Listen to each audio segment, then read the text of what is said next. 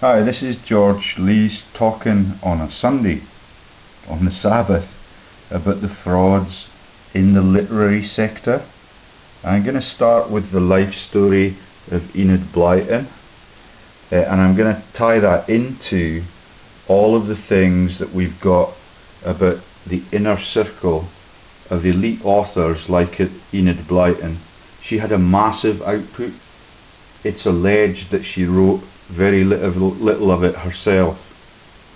All of it is the same type of output that we described for Beaverbrook's propaganda events the other day, and I'm quite stunned that the links that you find in her innocent looking literature. I used to be a fan of it when I was a child, like almost every child across Britain. I think before, in the 1930s, she'd already sold 25 million copies of the famous 5 books. She is massive. She is influential in children's heads, and some of the stuff that she writes about are completely vicious jokes about the brutalization of the world's people. And I'll show you in the course of time how from the beginning of life in the G8 countries, that's the imperialist countries that have massive empires for centuries, we train people for paramilitary roles. Now, I was a Boy Scout and I learned a lot of stuff there, but the Boy Scouts and the Girl Guides dutifully line up to remember the war dead, but none of the war dead are mentioned in the proceedings, and the basis for that I've already explained to you. And I want now to expose how people like Enid Blyton are able to understand the religious jokes that we've talked about again and again and again, the links to the Roman Empire, the links to the Israeli funders and the Rothschild leadership team, and the links of all of that into the press and the militias. So they're trained as Boy Scouts, as Cubs, Girl Guides. They show up at the War Memorial. They learn how to march in step with the band and the drum that sends all of the innocents to their deaths, and then that becomes the war graves tourism industry, run right next door to the Whitney constituency of Prime Minister Cameron and his Chipping Norton drinking club. That's Royal Wootton Bassett, and everything that has the royal label is either corrupted or is genocidal, as you've now learned about the involvement of Princess Anne and the other royals in the 9/11 scandal in preparation to take people who were innocent like this in their youth in NATO uniforms into Iraq and Afghanistan to brutalise those innocent foreign countries. None of our defence services now operate from their home country. All of them are there as expansionist forces in other people's countries. And some of the links in this video that I'm going to show you today take you back into treason in Scotland, all the issues that Braveheart had to confront and the Scottish women had to confront. They have been run by quisling Scots people who own elite estates but may not initially have come from Scotland. They could be Norse, they could be French, they could be warlords from all over Europe, and they could be just the innocent partners that are picked for that role. I'm going to talk about the schooling of these people, tell you about the St. Trinian's jokes as cover-ups for the writings of Miss Blyton, and how Miss Blyton's first husband, who was a pacifist, died in his 20s in a uniform. Okay? The second husband is a piss take about the religious fraud, and I'll explain that as we move along through the story. I'm going to try and separate the Scottish treason and all of the things that happen in the MacLeod clan in the fairy castles up north. I'm going to leave that to the second half, and I probably will have to make a second video on that topic. Now the MacLeod joke, I'll tell you about it now just in case I forget in the next one, is that the word Leo is in it, and that takes us back to the Lion of Judah, and the Lion of Judea is the Israeli nation trading off the west coast of Scotland and getting all of the rituals adhered to by Her Royal Highness Prince Philip and Prince Philip in the year 1957 when I was born. Yeah, they go through the motions, they pretend that they are the heads of the Church of England and all of that stuff on that island out there where the mountains are massive but they're still not owned by Scots people. Okay, so let's first cover Enid Blyton on the other wee computer that I have here. It's a wonderful day and all of the churches have had the good weather. Everybody is now beginning to see that all of the policies and all of the habits that they've developed were never explained to them because their parents are too busy earning their corn and getting them through their educational processes to understand the meaning of the Boy Scouts and the missions on other continents. But now that you explain it to them carefully and conscientiously, and that you do not want to lop the heads off Prime Ministers like Cameron, who tries his best to be conciliatory despite the peer pressure that is on him.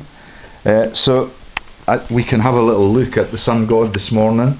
It's been like that since I got up at 9 AM, and it is really delightful that the world is beginning to listen.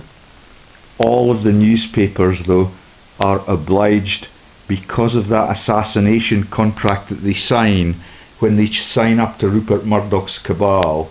I will explain the cabal word in one of the two videos I'm going to make this afternoon.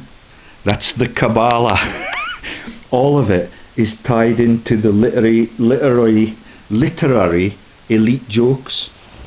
Okay, and I'm now in touch with the literary festivals at Oxford and Cambridge, and they do not know yet what I know about their operations in secret societies, in the apostles, in the secret societies that led to the MI6 profiteering in World War II, and to all of those scandals involving the linkages to girls' schools that are run by Prince Charles's financial advisor. Okay, so let's get this computer warmed up, and I'll go to the OneNote section that I've created, and I'll start telling you the story. If I can, I will point so the Blyton story, I've been aware since I saw a film which was made by the BBC in 2009, which is the year I returned to Britain. It could well be fraudulent, as could the Wikipedia entry, but when you look at her output and you understand how the popularity of Noddy has been laughed at by Beaverbrook, and all of those issues about the rabbits and things that we've shown you before are laughed at by the Pythons, and the Pythons laugh at the things in the story I'm going to tell you as well. Okay, so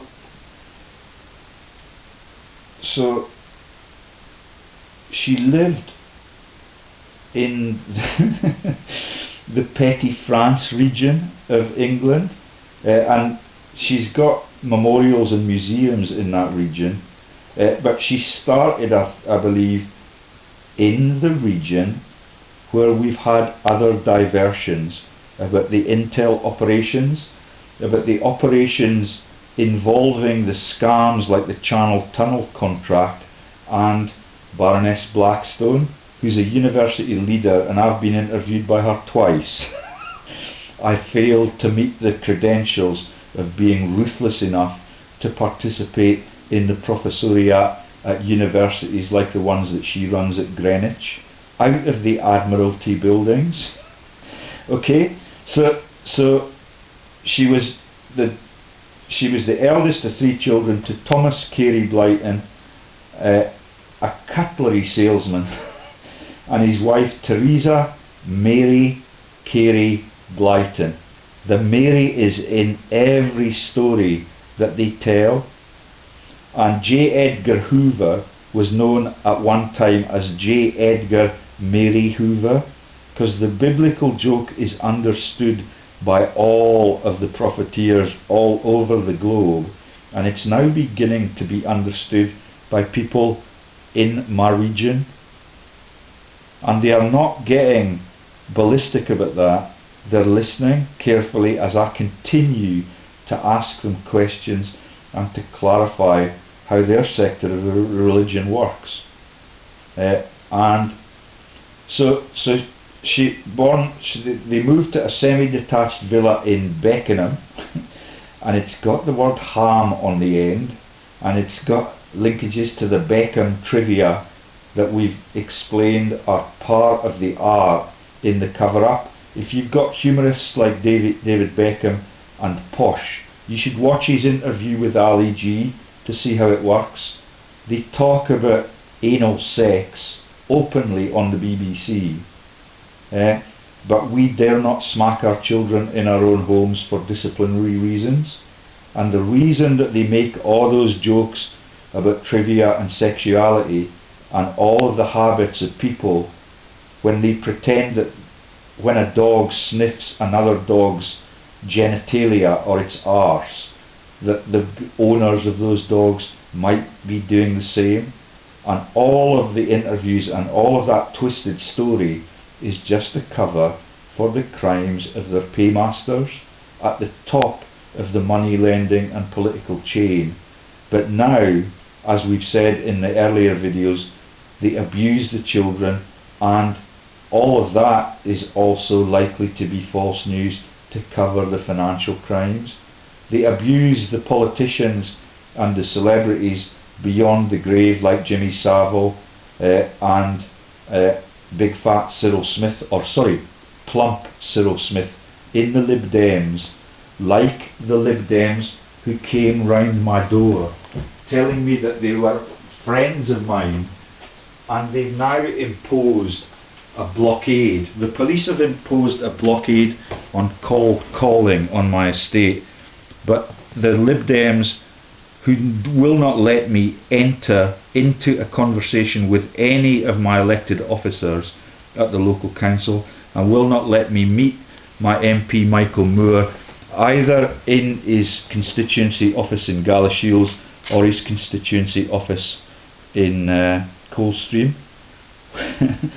Okay, so let's get back to the literary frauds, and I've explained to you in earlier videos how the writings of even stories like the King Arthur narrative about civilized nations all over the G8, that story is written by the popes in Rome, and that has been going on since the Piso family lived in the Herculaneum region and wrote the New Testament and defrauded it.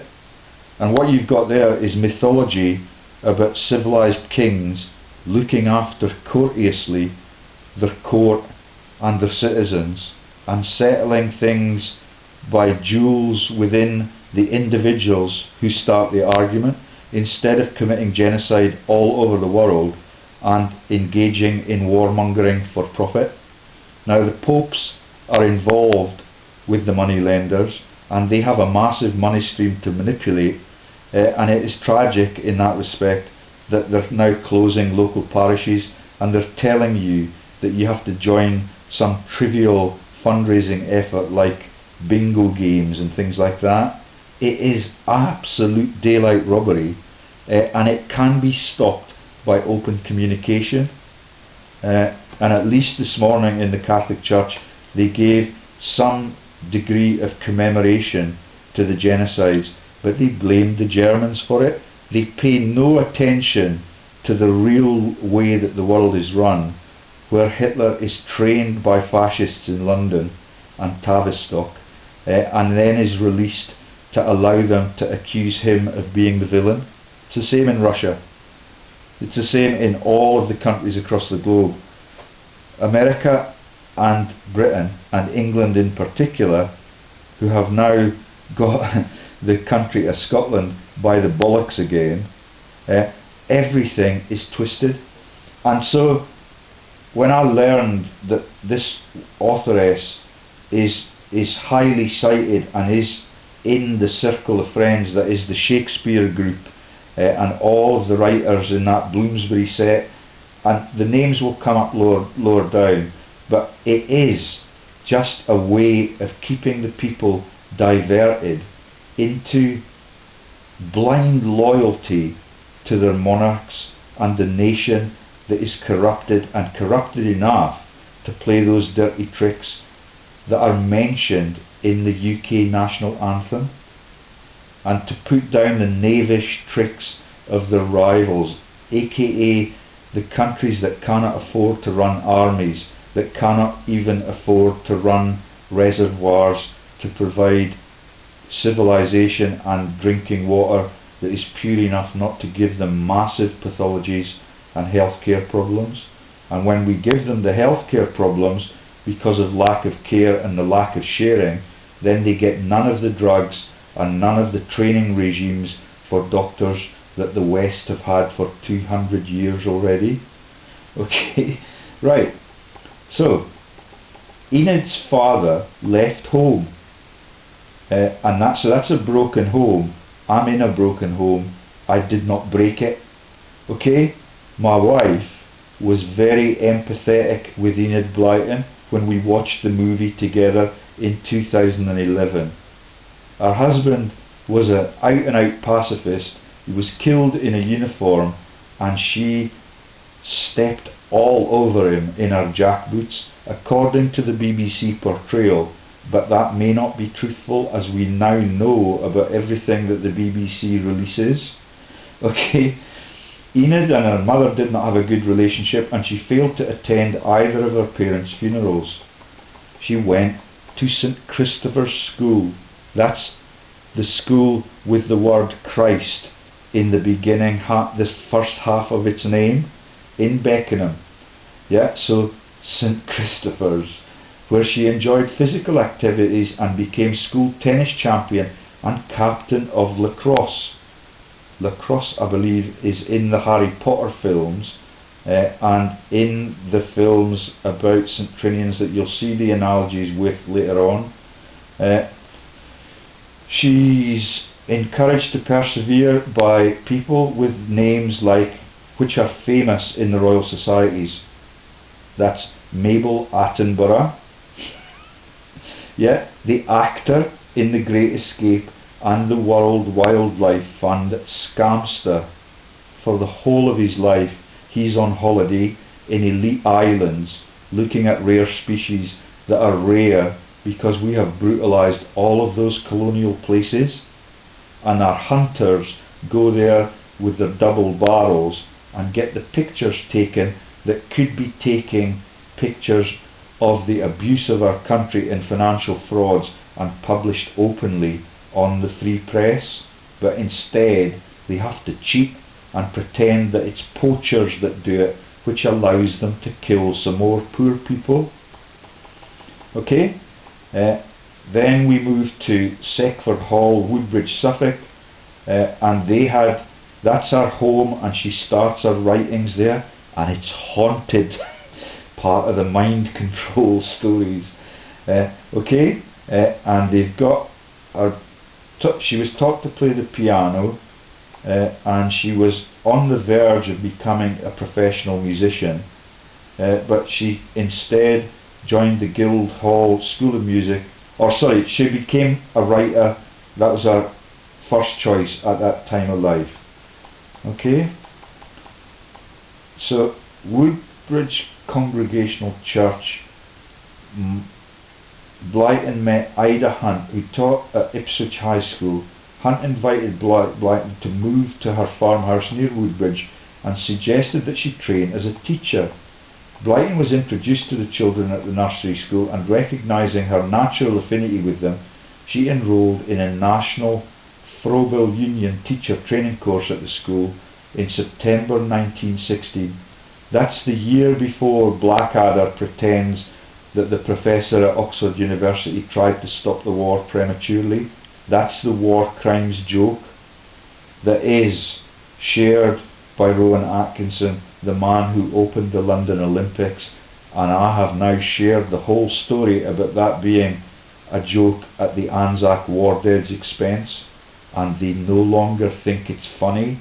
They are now quaking in their boots about their treason and their capacity to kill innocent troops that are groomed for that role since they become Brownies and Cubs, or they join the air training associations as children. And when you join any one of those societies, you learn a lot about tying knots and living in the wilderness, and that is really useful, but none of them learn the facts about why it's run and why that they have to be enslaved by the monarchs that are filthy rich and the money lenders that fund both sides. You're now beginning to understand that, and I'm delighted that people are prepared to come and talk about it. Thank you ever so much. That's all that needs to happen. In 1920 she moved to Southern Hay in Hook Road, Surbiton, as nursery governess to 4 sons of architect Horace Thompson and his wife Gertrude, and she spent 4 happy years there. Now she's a very pushy woman, if the BBC portrayal is correct, and if you think of other pushy teachers, then Miss Jean Brodie comes to mind. Okay, owing to a shortage of schools in the area, her charges were soon joined by the children of neighbours, and a small school developed at the house. In 1920 she relocated to Chessington, where the zoo is, and began writing in her spare time. The importance of the zoo to the Piso jokes and all of the religious and geopolitical frauds will become more and more apparent as you listen to all of my videos. That it's got the hippos in it, it's got the lions in it, which we already mentioned as a giveaway to the scams on the Isle of Skye.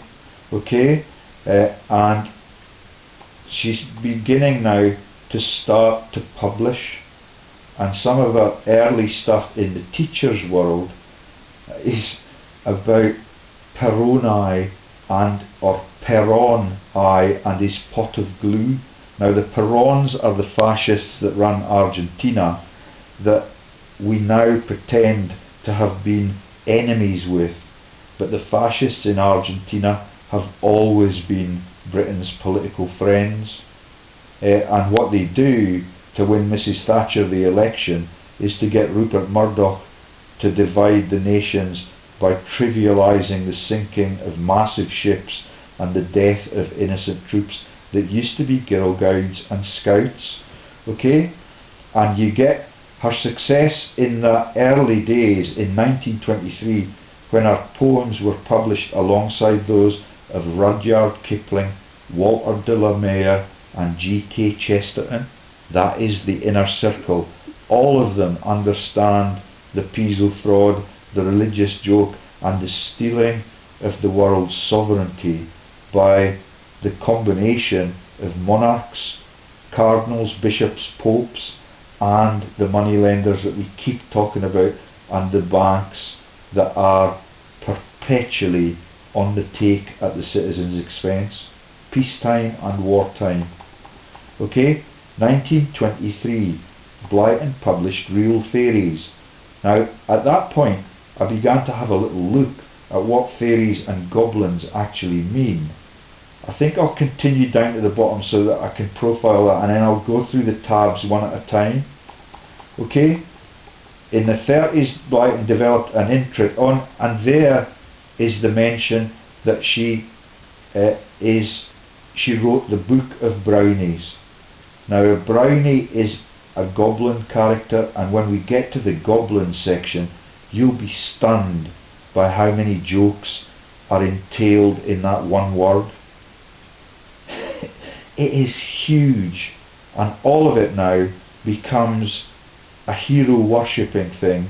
The orcs in the Lord of the Rings film, that's the villains that were created in a factory-like environment in the underground, are actually from that goblin lineage.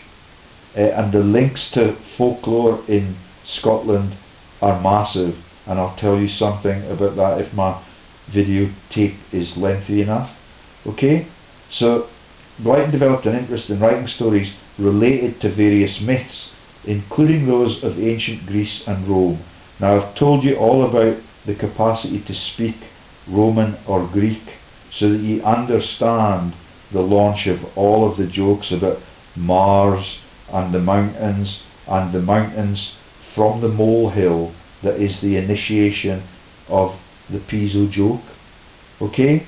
And the tales of ancient Greece and the tales about the Minotaur and the underworld tie into the Mithraeum stories and the massacre of the bulls and all of the human sacrifices that we've speculated about but are portrayed in the films about Helen of Troy and all of that stuff that we've talked about the launch of Christianity from the underground and the Mithraic cults and how the people with the Phrygian hats like Big Ears eventually became the victims of the Roman power base, but they keep it in the stories and in the news releases from Beaverbrook as part of the propaganda effort to make sure that they are able to optimize the laugh about killing the world's people in endless wars and taking all of their wealth from them. Perpetually the story is about wealth divide. Okay? In Tales of Ancient Greece, Blyton retold 16 well-known ancient Greek myths, but used the Latin rather than the Greek names of deities. Okay, so she's innovative, but only to a certain extent. And the rest of the story, if you read the small print and the references at the bottom, a lot of it suggests there's a team of writers. And when Greg Hallett told us about all of those scams and the warmongering involving Winston Churchill, Churchill did not write those books that he claimed to have written, and I don't know whether or not Hitler actually wrote Mein Kampf or whether that was a series of body doubles or people that would write at the Oxford Literary Festival or the Melrose Book Fair, where Sally Magnuson comes and talks about urine and the Piso piss take, and she presents songs of praise on our telly in Scotland. Okay, the woman with the adhesions is in the papers today after I mentioned her yesterday. It's all, and Gwyneth Paltrow 2 days back to back, that's the Coldplay jokes about religion. Gwyneth Paltrow is in the Sunday papers, 3 articles in different papers on the Saturday paper. Okay, The Adventures of Odysseus, Tales of the Ancient Greeks and Persians, Tales of the Romans, followed in 1934. So if you keep scattering the names of legends in the Roman court at the time they perpetrated the Piso fraud, then you've got a natural cover for it, like Ali G is a cover for the High Priests of Israel. Can you see how it works? And it fails to make our country work effectively because everybody's on the take, and all they need to do to be creative is to find a way of covering up their previous sins and jokes in the profiteering sector. Okay? And this is, the numbers game begins to expand now. So she became successful in 34 to 48, the first of 28 books in Old Thatch series, and The Talking Teapot and Other Tales were published in 1934, the same year as the first book in her Brer Rabbit stories. Now the rabbits and the links to Hitler's friends and the rabbis in the cross-religion fraud, which means that the popes can be genocidal and that the Rothschilds can call the shots about what every religion does. That includes the Church of England, where even the monarchs are just puppets in a breeding chamber. Okay? Her first serial story and first full-length books, Adventures of the Wishing Chair, followed in 1937. The Enchanted Book, the Faraway Tree series, A Magic Tree, the Norse mythology. Can you see how the woods and the shrubberies are coming into the stories? And that is just a perpetuation of the Christian cross wood story, and all of the links to the Asher tribe and all of the Acer links and things that you now get to computer systems. All of it is about those ancient jokes about the trees and the 12 tribes, some of whom were named after trees, and they're all over the Church of Scotland windows, and the pythons laugh at those jokes as well.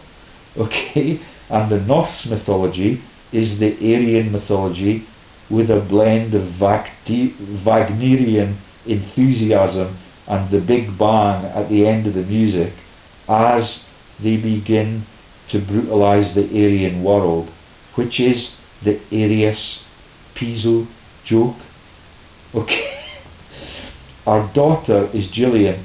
Now, because of links to my friends in the Church of Scotland and the choice of their operations as missionaries and accountants in sub-Saharan Africa, I do not like to overemphasize the choice of the name Gillian, but the name Gilbert is also associated with the same people that work in sub-Saharan Africa, marry into the Kemp financial dynasty, and they come from the Hamilton region of Scotland, which is enslaved even by Rudolf Hess's friends. Okay? And all of that is laughed at on Reporting Scotland when they mess up. I don't know whether or not they did it deliberately, but all of a sudden, when they were reporting issues at Hamilton, footage of Hess and Hitler ranting on one of his football stadium tours, or his tours of New Brunswick, which the Brunswick bit is a joke about the region of Canada which is New Brunswick, where Beaverbrook came from. The Brunswick story is where Hitler started his campaign to grow the Third Reich from churches in the Brunswick region of Germany. Isn't that funny? The Brownies story will be told in full a little bit later on. Okay, so they've got analogies to all of the Alice in Wonderland stories in a lot of those massive output for this single woman who, and they are analogous to the Leo, that's the lion, the witch and the wardrobe stories that were told by a fan of hers, and I forget the name of that person, but it comes up later on. Okay, now Chasing, the Amish are a religious sect and the Janeites are in a religious sect, and what we've got in what's one of our books is the choice of the title Amelia Jane. And the Jane from Yorkshire was also an expert. The authoress from Yorkshire, I forget her name, but she is also the launch of the Janeite movement, and a lot of the people that wrote under the female names were actually men, and they share that joke in the militias and in the intel organisation. I've told you about J. Edgar Mary Hoover. Okay, and he's alleged to be a cross-dresser when the truth about the religious fraud begins to seep out. Okay, according to Gillian, the main character was a handmade doll. Now, Noddy and Big Ears, Noddy is a handmade doll, Big Ears is the brownie joke.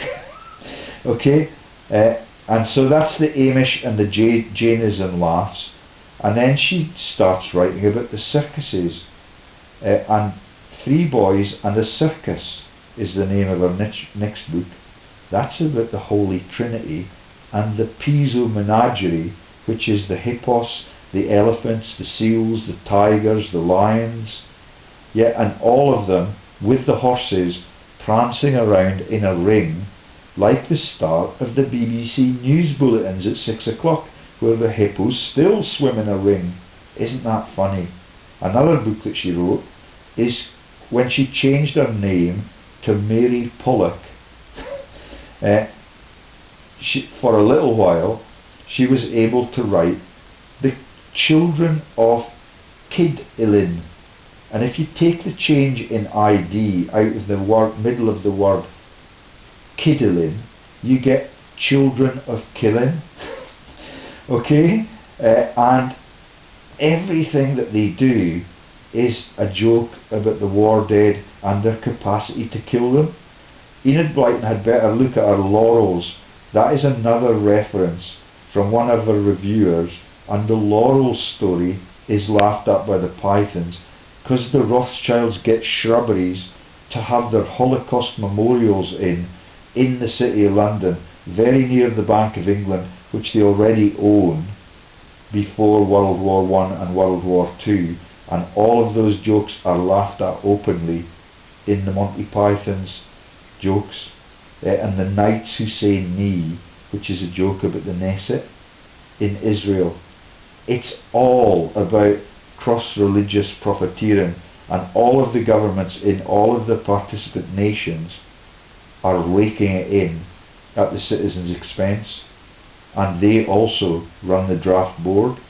Okay? Ah, shoot.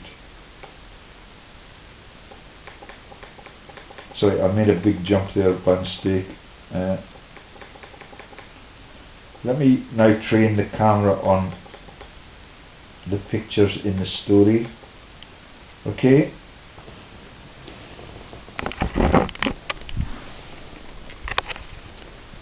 Now, when I looked for Noddy and Big Ears on YouTube on the weekend, there's very little left because they're ashamed of it now.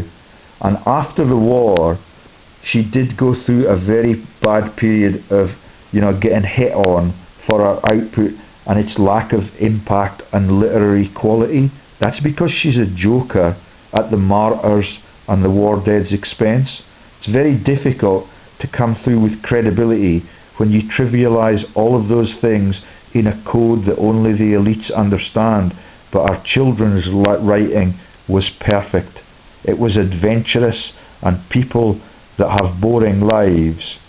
The man that told me that Alistair Moffat, the rector at St Andrews University's book was a fraud, I said to him, were you conscripted when you joined the Navy and you went to the South Pacific? He said, no, everybody's just bored to tears with peaceful life in the borders.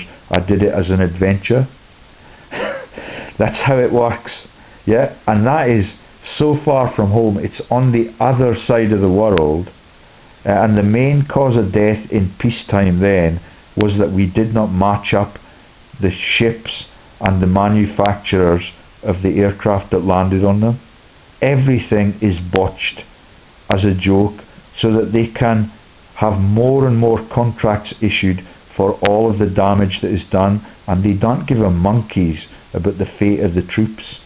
Okay? So then 6 books were published under the name of Mary Pollock, 2 in 1940 and 4 in 1943. And then she starts writing about naughty girls in schools, which follow the exploits of mischievous schoolgirl Elizabeth Allen at the fictional White Leaf School, and the first of her 6 novels in the St Clair series, The Twins at St Clair's. That's an out-and-out cover for the launch of the St Trinian's movies, a couple of decades later, with people in them that are cross-dressers. And it's the Jolly Hockey Sticks joke that was relaunched again by J.K. Rowling in the 90s or the noughties. And all of these authoresses just keep replaying the same old story and the same old jokes about how ancient the culls are and how ruthless they are in treating their citizens. And the St Paul's Girls' School is particularly effective. Okay, that's St Paul's right under the cathedral. Okay, So that's St. Trinian's, and a cover for the St. Paul's, the links to the Intel, the Skulls, the Haberdashers, the City and Guilds, and the Monarchy, who are advised by Chris Chambers, the boss at the Girls' School, and also the boss at Lonro. Isn't that vicious? When you understand it for real, and you now know that those are perpetual warmongering institutions, and they're not even openly declared, they are secret societies, and that is a scandal. So is the fact that every one of the political parties and organised politics is affiliated to them. We can never have a free world while that continues. The St. Trinian's movies are great. I loved them. I loved the man Cole that comes in, and that will be, the choice of the name Cole will be a joke about King Cole and all of the ancient stories. All of the links to Aesop's fables are revealed later on in these couple of videos I'm making, and all of the links to the fairy stories about the puppets from Hanna-Barbera we've already told you. In 1942, Blyton released the first book in the Mary Mouse series. Can you see how derivative it is? Yeah, you've got the Grimm brothers do most of the creative thinking, one assumes, when they launch the Pied Piper stories, and you've got rodents being laughed at, and missionary leaders leading them along, like Brownies, Boy Scouts, Girl Guides, cadets, Air Force trainees, and eventually the full-blown militia, marching along to the beat of the drum, the sound of the pipes, and to their almost certain death. And the persons that I've talked about, using the name Gilbert, which is a massive Jewish charitable scam, and using those links that they have to the Church of Scotland to take our religion to other continents and to marry into financial elite dynasties in those continents. It is very distressing when you remember that one of the people in that, very close to my family, is actually a guide leader. And it's just amazing that they're prepared to tie children into a life as mercenaries as young as that. Okay, in 42, Blyton released the Mary Mouse stories. So that's Mary Mouse and the Doll's House, about a mouse exiled from her mousehold who becomes a maid at a doll's house. Mickey and Minnie Mouse, the Hanna-Barbera, both sides of the Atlantic, are explained by all of that.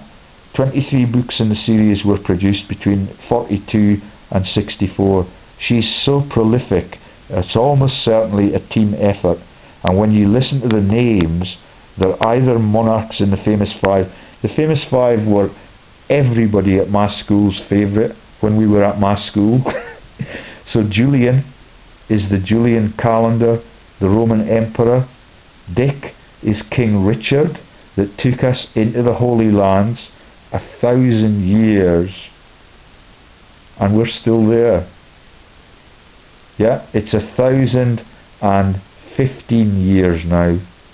We're still there, and we still sing the hymns about being it builded in Jerusalem, or was that England's green and pleasant land? And the chariots of fire are all over their Olympic war crimes jokes. Okay, Queen Anne, George, who's actually a girl, that's the cross-dresser joke, and the joke that they share about Hillary and the hilarious issues. And the Hillary that was able to climb Everest from New Zealand, which no longer is a sovereign nation because it is dominated entirely by the UK monarchs and the literary sector. And then you've got Timothy in the Bible. I'm not sure I understand that bit, but I think Timothy's alleged in the biblical text or that chapter to be a bit of a turncoat. I understand a lot of the religious fraud, but some of it I don't have the time to look into. Okay, Blyton had an interest in biblical narratives and retold Old and New Testament stories. The Land of Far Beyond is a Christian parable of John Bunyan's Pilgrim's Progress. Okay, that's the launch of the YMCA into America. And that was originally written by Bunyan in 1698, rewritten in a jocular way by this woman in 1942. Okay, in 43 she published The Children's Life of Christ, a collection of 59 short stories related to the life of Jesus. The sun's going in, look, it's dipping behind the cloud. That's the sun god is even scandalized by the magnitude of the Christian fraud, the capacity of Sunday school teachers to tell it to people that are already being prepared to join the militias and to brutalise the peace-loving countries. Okay, with our own slant on popular biblical stories from the Nativity and the three wise men joke. I've explained that to you already. James Blunt, the nephew of one of the war profiteers and the treasonous spy and the homosexual, sings about the three wise men. The three wise men are Churchill, Stalin and FDR, and you'll see the Roosevelts occur later on in the literary story. And the pathology story was that Stalin had a withered left hand, that FDR got polio, which is why Bill Gates wants to cure it now, and Churchill was the man that imposed on both of those the profiteering conditions for the war. Okay, so that's the three wise men that led to the singing of David Bowie's song about Where Are We Now and Walking the Dead through Berlin, where the wall was built away out in East Germany, not in the middle of the country. And all of it is a joke about Alice in Wonderland and Dorothy walking along the yellow brick road, which is the road into other people's countries and the profiteering. The yellow bricks are the gold bars that are in the Genevan vaults, and the Genevan Bible is another joke about the Genevan vaults and the rewriting of the English translations of the Bible in Geneva in Switzerland, where everything is strictly for profit. And Christopher Chambers, the boss at the girls' school at Lonro, and is involved in multiple companies in Switzerland which are called Dalek, because it's a bit similar to the Dalek joke that they share about the need for a time switch because of the difference in time between Jesus' fictitious birth and the launch of the New Testament in 100 years later. That's why they need the TARDIS. Okay, and then the stories for children about Jesus continue to the crucifixion. That's the wood joke and all the jokes that she's made in her earlier novels. Okay, resurrection, that's the stuff about the rolling stone, and takes from the Bible, was published the following year, followed by the boy with the loaves and fishes. And when you understand my explanations about the fraud, the boy with the loaves and fishes is about sexuality. It's disgusting. It's about penises being taken off and basted in shit inside the bread, and that's what was ballistically sent over the castle walls when the Roman soldiers laid siege to the city. Isn't that funny? Okay, so this is going to take ages, but she's the perfect example of the Quisling writers. But I'll tell you about the launch of McDonald's and the launch of Rabsy Nesbit a little bit later on, or in another video if I don't have time, they are also quisling, treasonous, deceitful authors and authoresses. Okay, Blyton's characters, Noddy and Big Ears, can you see them? Okay, and at this point I think I might divert from her actual life story and take you into the Big Ears thing, because Big Ears, I had to look it up, and when you look it up you find that Big Ears is another name for a goblin. Okay, and you can see the colours. They've got the Phrygian hats, they've got, so you've got the wooden boy, which is also a joke about Pinocchio and the parents of Archbishop Hoodle, and the wooden boy is they were shoemakers. The parents of the launch of Pinocchio was made by a shoemaker and a puppeteer, and that is the joke about the political control of the whole world, and a wooden character running it. Okay, and when they were put down by the Romans, that's the issues that we told you about the Phrygian empires and all of the links and the brutality in the Pont region, and the triumvirate fighting on the bridge for the future of Rome. The Romans won hands down, which explains the launch of Christianity and Jesus Christ by Julius Caesar with the same initials. Okay, and on the theme of brutalization and pre-planned plots, I just learned the other night that the Communist Party is called the Communist Party because it has the same initials as Calpurnius Piso. Isn't that funny? And that explains the culls of returning troops everywhere in every genocide as they fight the communist menace. That's how trivial and sad this is. Countries like China never get to have politicians without a leash round their necks, and even those guys are millionaires. There are no socialists, there are no communists, and it is tragic that when the working man gets his pay frozen, they have no way of fighting that, because the people that are on the headship of their unions are on the court of the Bank of England with bastards like Enid Blyton. Okay, that's not a cross-gender accusation. Man or woman, when you write about these things and you turn them into jokes, it is really, really vicious. In 1950, Blyton established the company Darrell Waters Limited.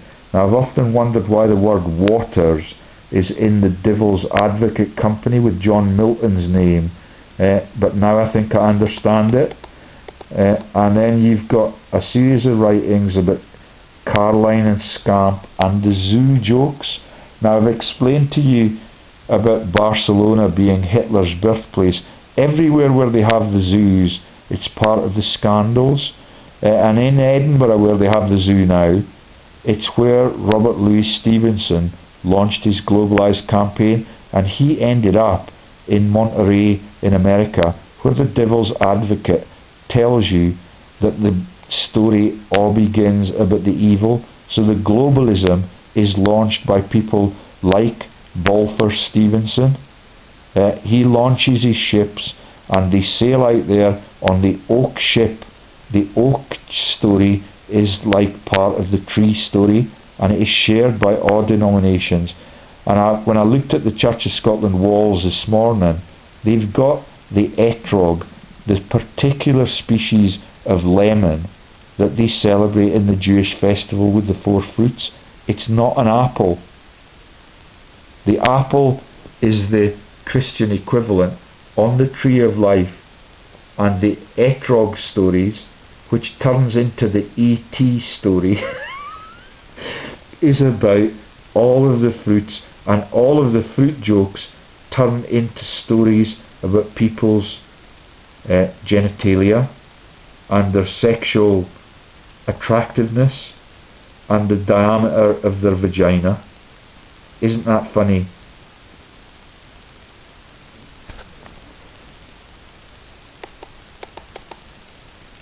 Okay, and you've got even the names. Some of the stories are called Born, and when you think about their links to tennis and all the elite sports, I've never thought about the possibility that Bjorn Borg might be a cover for something, but it might be. By 1962, 26 million copies of Noddy had been sold. Okay? Blyton produced 3 more Brer Rabbit books. Now you know the joke about the rabbits, and the Brer thing could be the launch of the British monarchy rabbit. And all of them are little cheeky little sly jokes like that about the Nazi laundering and the links to the dangerous bunny in Monty Python's cave. And the Monty Pythons run those massive secret societies across America, where they have 100 branches in New York alone. Okay? Enid Blyton, popular writer of over 600 books. Now I've made videos on around 300 videos in the last 3 years, but most of them have been made in the last 18 months. And I am now really driven by what I'm doing, and I'm delighted that more and more people want to make interviews with me.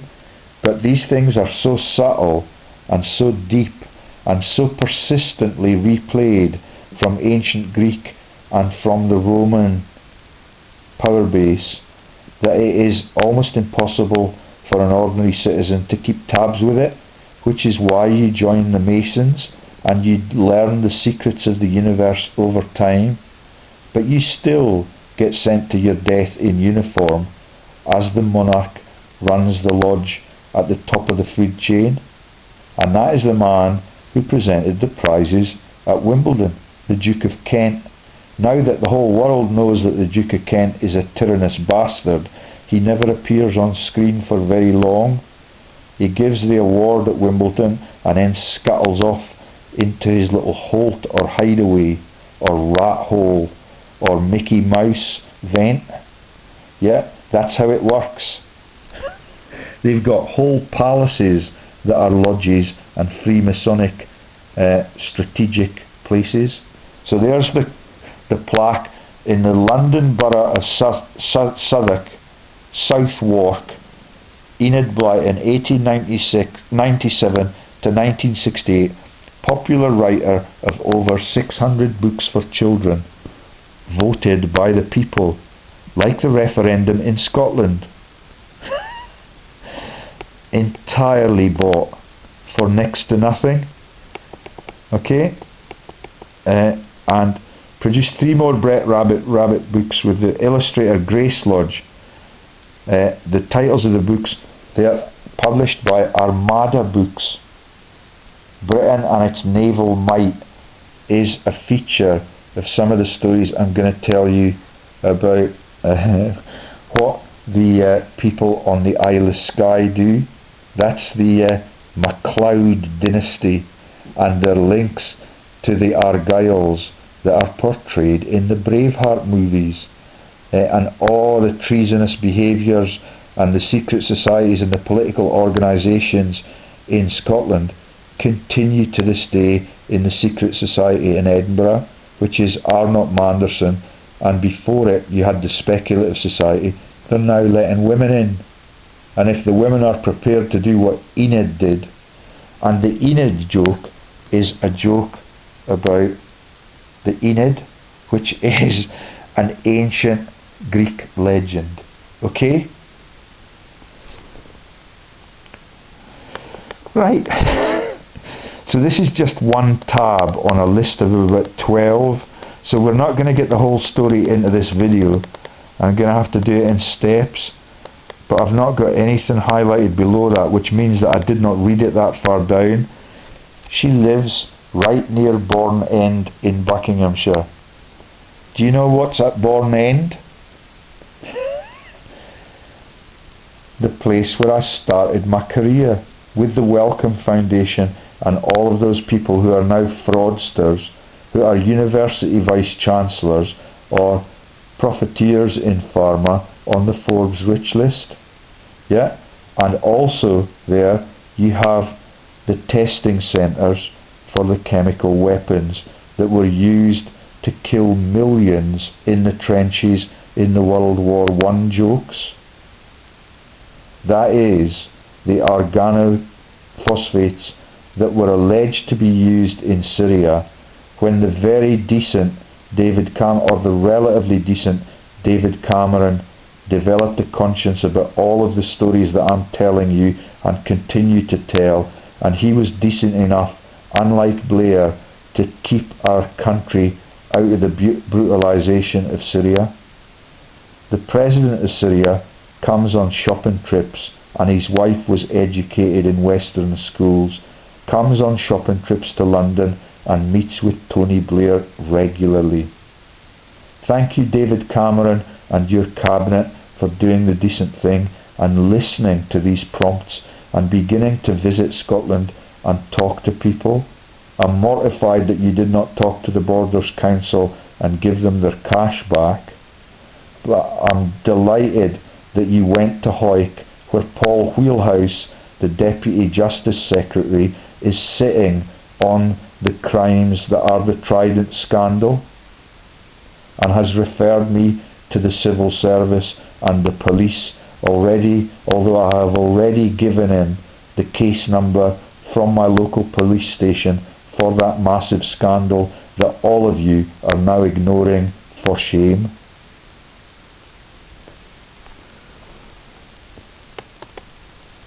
Back to Enid. So we've got the 600 books published. Almost certainly that is a team of propagandists that have done that, like we get when Winston Churchill writes his books, and like we get when Winston Churchill makes his speech. If he's too tired and he needs to get into the bath with his bottle of whiskey early, he gets a body double to make a speech, and the newsmen just swallow that and live with it, like Lady Gaga does now, and Michael Jackson, not the war criminal, the pop singer. The real Michael Jackson is now the boss at Fulham Football Club, and the statue of the dead one outside is a body double, and the whole thing is a fake up to cover the war crimes of General Sir Mike Jackson, who's on the board of the same companies as Christopher Chambers and Rebecca Brooks. That's the Chipping Norton set and the cabals that run the world. Let's get down to the next tab. Another one of those authors, and I think I'll just mention this. This is another woman, or I'm not very sure. Oh, it is a woman, because there's a picture of her, and her name is Nesbit, and she came from Woolwich. Her first name before she married was Bland, and I did my PhD in Woolwich, and Woolwich is where the terror threat occurred, and 2 mosques were burned because of the Quisling newsmen and the false news and the false police presence there that refused to reply to all of my articles, and Peter Ayer's exposures of how the headless body was actually a fake up, and all of it was a cover for the fact that Intel runs out of Woolwich. That is McAfee, Skype, Gmail, all of which I use. I did not opt to use McAfee, it has been imposed on all of my computers. That's how they surveil everyone in their own living rooms. Okay, so there's the woman that was the authoress. She's a socialist too. You're beginning to get, there are no socialists, Socialists are people who like to share things with the working class. They are non-existent in the political class and in the literary class, as far as I'm aware. I've now got Naomi Klein's Shock Doctrine book down there. If Naomi Klein were a socialist, she would tell the world that Dave Prentice, the biggest union leader in this country, on six-figure salaries and on six-figure pensions, that he is on the court of the Bank of England. They will not publish that on Think Left, which is a socialist organisation in inverted commas only. Okay, so this woman Nesbit, and that launches the Rab C. Nesbit jokes and the covers for that, because they understand all of the frauds in Gillespie, and they're quite good at it. I did not realise until this morning that the Stammering King's speech in the Fitba Stadium was actually made in Gillespie. Yeah, it's pathetic. And that Stammering King is an imbecile with an IQ of 70, and he has to marry a maid because the person that they had picked with the legitimate bloodlines as a monarch fled from the country in fear of spending her life with a moron. And then that wins an Oscar. The actor that plays the role of the king that has to make that speech for the second time in his lifetime is looking like a victim of the Dorian Gray joke that God loves to replay on people that sell their nation down the Swanee. That's a Swanee song about black men being killed in World War II, and we talked about that in the last video. Swanee, how I love ya, how I love ya. Yeah, all of it is vicious. Okay, she was born in Kennington. She died in New Romney in Kent, where the Triumvirate and Mountbatten lives. Mountbatten is the dad of Peter Sellers, and all of that is mentioned in all of the archives that Greg Hallett has left us, and all of the videos I've made on the relentless profiteering and the laughing at the dead. She was also a political activist and co-founded the socialist, in inverted commas, Fabian Society. This is the Wedgie Ben sector. Denounce your title and then steal from the people in the Oxford Union with the Cambridge spies by your side and with the people who are the sleazy red light sector specialists in your bedroom, so that you can cover up your sins and your massive financial crimes and the stealing of other people's countries by telling lies about your political affiliation. So she's the same liar as the man who just happened to be passing by the Clutha pub. That's Murphy, friend of Israel, but is on the Labour cabinet through all of Tony Blair's vicious period as a genocidal killer. Okay, so she's a member of the Fabian Society, socialist organisation, later affiliated to the Labour Party. There you go. And then you should hear who she speaks to. She's a globalist. She starts in Brighton. She goes to Buckinghamshire. In France she visits Dieppe and lives in Rouen, Paris, Tours, Poitiers, Angoulême, Bordeaux, Arcachon, Pau, Bagnères de Bigorre. And that is the religious joke. That's the Bigorra joke. The Jewish Revolution and the reducing the numbers of the Jews from 8 million to 3 million. That's the Bigorra joke. Isn't it funny? And it could even be the Big Ears jokes, but I don't know my French well enough to remember that. Dinan in Brittany, Halstead, northwest Kent, a location which later inspired The Railway Children, which was one of our output. And I've explained to you how Beeching, in the jokes that the Hogan's Heroes makers make, and my brother-in-law laughs at as a profiteer in the recycle it and merchandise it again sector. He's a failed leader of the dental profession, but his whole family have been involved in the railway scams which Beeching participated in, where we have a perfect infrastructure for delivering our goods and our passengers all over the UK, and as soon as we've won the war and we let the people come back to their peaceful lifetimes, we uproot the railways so they have to be built again, and that we can get the divide and conquest thing that we now have with the West Coast Line, where Branson in the tax havens gets all the contracts, and that's because he lets them enjoy a good orgy with the monarchies, the Tweedsmuirs, the Tennants, and all of the quislings that have deserted our nation. And that is, with emphasis, the Fleming family that launched the Bond scams and all the treason in wartime. Now every intel organisation is at the trough, and that is why we cannot have a decent election in any of our countries. Okay, I'm wasting a lot of time on this. So she's in the Labour Party allegedly, but let's get down to, and she's globalised, and she's the authoress of The Railway Children, The Story of the Treasure Seekers, Rosamund, and E. Nesbit's Grave. And now I need to look into these things because they're intriguing, but they confirm the linkage of the weather patterns to the religious frauds and the massive financial scams, because this woman Nesbit's grave is in St Mary in the Marsh churchyard. Do you get it?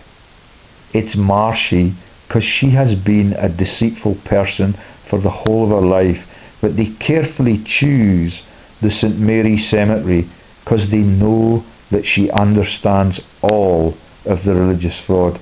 Her second husband is Thomas Terry. If you turn that around, you get Terry Thomas. And in the Mozart jokes, they made the film about killing Mozart by Freemasonic means. You see that when Mozart is a smutty little character, but the most creative person on earth, then he's playing the music of God to the world. They have him killed for that, and they replace him by a non-entity called Salieri. Terry Thomas is the name of an actor in trivial films that were made about those magnificent men in their flying machines, which is a joke about the Bedford story and the links to the Zeppelins and the flying machines and the balloons that Lily Allen sings about with a huge grin on her face as she shows you Jesus never getting home as he circulates in orbit around the earth, still nailed to his cross. The name of the second husband for this Nesbit woman, buried in St Mary in the Marsh churchyard, was Thomas Terry Tucker. T-T-T. How many crosses on the Calvary Hill? CA is the initials for California. The Calvary Hill is the joke about California, and the cavalry joke is the joke about the genocide of the indigenous Americans. Thomas Terry Tucker. Won't you have a cup of tea? Won't you have a cup of tea? Won't you have a cup of tea? It's all a joke about the 3 Christian crosses on the top of that Calvary Hill. That's our second hubby. Okay? And Nesbit was a follower of the Marxist socialist William Morris, and she and her husband Hubert Bland were among the founders of the Fabians. Okay? She's a member of the Social Democratic Foundation. Prolific writer on socialism during the 1880s. Goodness only knows how much trickle down they get to sell their country like this, and to sell the false news about their political activities. Okay, then you get the truth coming out. Round about 1917, when the Blackadder team could have ended the war were it not for the joke that they share with Oxford University, Göttingen, Cambridge and Heidelberg, yeah, where the really clever professors are rocket scientists and nuclear physicists, so that they can brutalise the whole of Japan, that gets brutalised financially by all of them, even today. In 1917, where her husband was working on the Woolwich ferry, she was a guest speaker at the London School of Economics, which had been founded by other Fabian Society members. So the LSE, and I did not know this until yesterday, is a profiteering vent for all of the people that run all of the Chatham House activities and all of the financial frauds all across the financial services sector globally.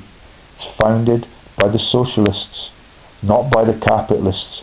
Isn't that an indictment of everything that politicians everywhere across the globe stand for? They just sell it and they use it as advertising space, and none of them have anything better to do than to fix the holes in our road. Okay? Towards the end of her life, she moved to a house called Crowlink. Okay? The longboat at Jesson, St Mary's Bay, New Romney, East Kent, where, probably suffering from lung cancer, she died in 1924 and was buried in the churchyard of St Mary at the Marsh. Okay? So let's move now to MacDonald and quickly tell you about him, because he's a Christian looking bloke. Okay? And so he's a mentor to Lewis Carroll, and I think Lewis Carroll's definitely in the inner circle, and I think Lewis Carroll wrote the, was it the teapot jokes and the Alice in Wonderland jokes? Or was it the Lion, the Witch and the Wardrobe? My literature is very weak, but I was stunned by this, because he's born in Huntly, Aberdeenshire, where the first Church of Scotland Bible was printed. Just to the south of Aberdeen, they've got a fucking fault line there, or it developed there when they printed the Christian Bible in English. Different translation for the Scottish people and the Scottish Bible compared to the Church of England.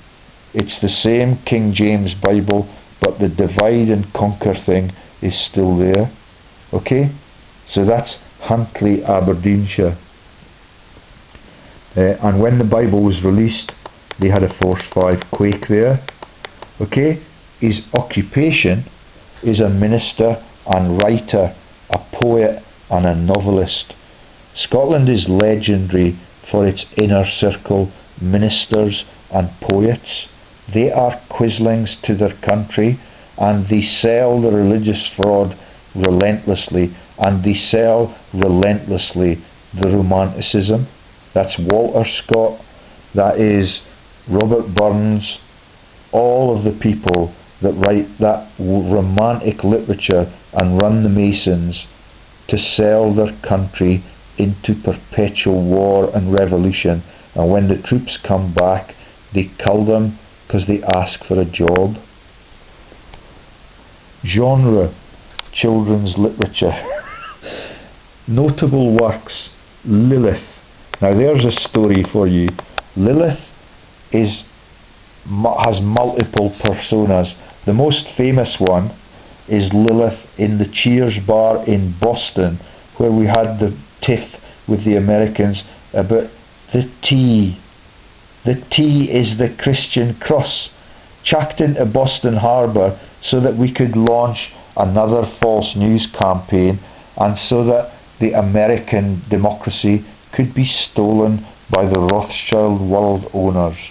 Lilith is a cartoon character in the comedy sector. She drinks at the Cheers bar in Boston, but she's a psychiatrist and a fan of the Bloomsbury set, who include the Freuds, and the Freuds are married into the Murdochs in the Chipping Norton set in Oxfordshire, where the clever genocidal professors are that run the world, like Lord Patton.